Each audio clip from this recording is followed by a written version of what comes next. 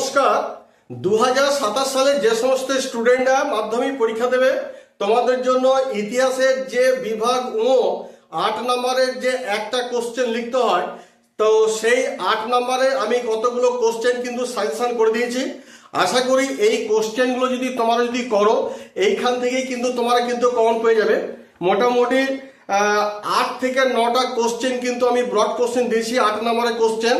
তার মধ্যে একটা কমন অবশ্যই তোমরা কিন্তু পাবে। তার আগে বলে রাখি যে তোমাদের কিন্তু প্রথম অধ্যায় এবং অষ্টম অধ্যায় থেকে কোনো 8 নম্বরের কোশ্চেন আসে না। তাহলে পড়ে রইল কি যে দ্বিতীয় অধ্যায় থেকে সপ্তম অধ্যায়ের মধ্যে কিন্তু তোমাদের ব্রড কোশ্চেন আসে। তবে একটা কথা মনে রাখবে, 2026 সালে যেটা কোশ্চেন করেছিল 2026-এ ব্রড কোশ্চেন, সেটা যে দ্বিতীয় অধ্যায়, চতুর্থ অধ্যায় এবং ষষ্ঠ অধ্যায়।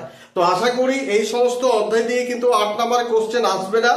সেই জন্য আমি তোমাদের জন্য তৃতীয় অধ্যায়, পঞ্চম অধ্যায় এবং সপ্তম অধ্যায়, এই 3টি অধ্যায় থেকে টোটাল ওই 9টার মতন কোশ্চেন কিন্তু আমি সাজেশন করেছি। এই কোশ্চেনগুলো যদি তোমরা করে যাও, অবশ্যই কিন্তু তোমরা 2027 সালে ফাইনাল পরীক্ষা কমন তো পাবেই, এবং সামনে যে টেস্ট রয়েছে সেখানেও কিন্তু তোমরা কমন পাওয়ার একটা সম্ভাবনা রয়েছে। তাহলে চলো প্রথমে তোমাদের তৃতীয় অধ্যায় থেকে বলে দিই কোন 4টি কোশ্চেন করবে। এই 4টি কোশ্চেন করলে এখান থেকে একটা কমন পাবে, একদম অবধারিত।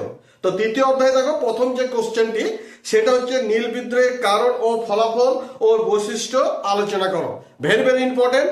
2 নম্বর হচ্ছে সাঁওতাল বিদ্রোহের কারণ ও ফলাফল আলোচনা করো। 3 নম্বর হচ্ছে সন্ন্যাসী ফকির বিদ্রোহ কেন হয়েছিল, এই বিদ্রোহের গুরুত্ব লেখো। আর এটার সঙ্গে থাকবে এই বিদ্রোহ ব্যর্থ হয় কেন। এবং 4 নম্বর যে প্রশ্নটি বলবো সেটা হচ্ছে চুয়ার বিদ্রোহের কারণ, ফলাফল বা গুরুত্ব লেখো। তাহলে তৃতীয় অধ্যায় থেকে আশা করি এই 4টি যদি কোশ্চেন করো, কেউ যদি বলে এই 4টি কোশ্চেনই করবো ব্রড কোশ্চেনের জন্য 8 নম্বরে, তাহলে এখান থেকে কিন্তু একটা কোশ্চেন আশা করি তোমরা কমন পেয়ে যাবে। এবার দেখো, পঞ্চম অধ্যায় থেকে তোমাদের 4খানা কোশ্চেন দিচ্ছি। এই 4টে কোশ্চেন কিন্তু তোমরা খুব ভালো করে করবে।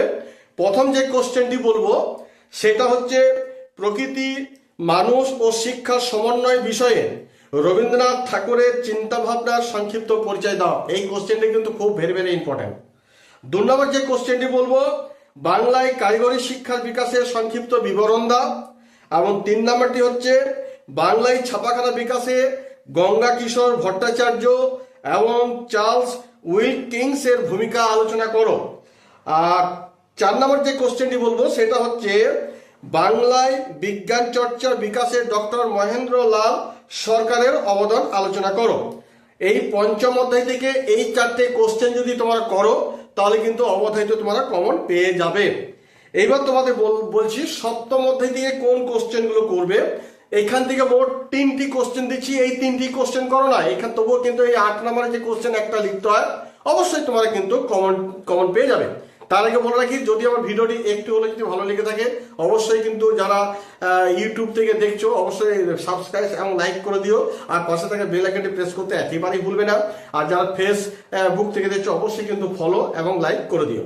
দেখো, সপ্তম অধ্যায় থেকে প্রথম যে কোশ্চেনটি করবে সেটা হচ্ছে বঙ্গভঙ্গ বিরোধী আন্দোলনে নারী সমাজ কিভাবে অংশগ্রহণ করেছিল, এই আন্দোলনের সীমাবদ্ধতা কি ছিল। 2 নম্বর করবে সশস্ত্র বিপ্লবী আন্দোলনে নারীদের ভূমিকা লেখো।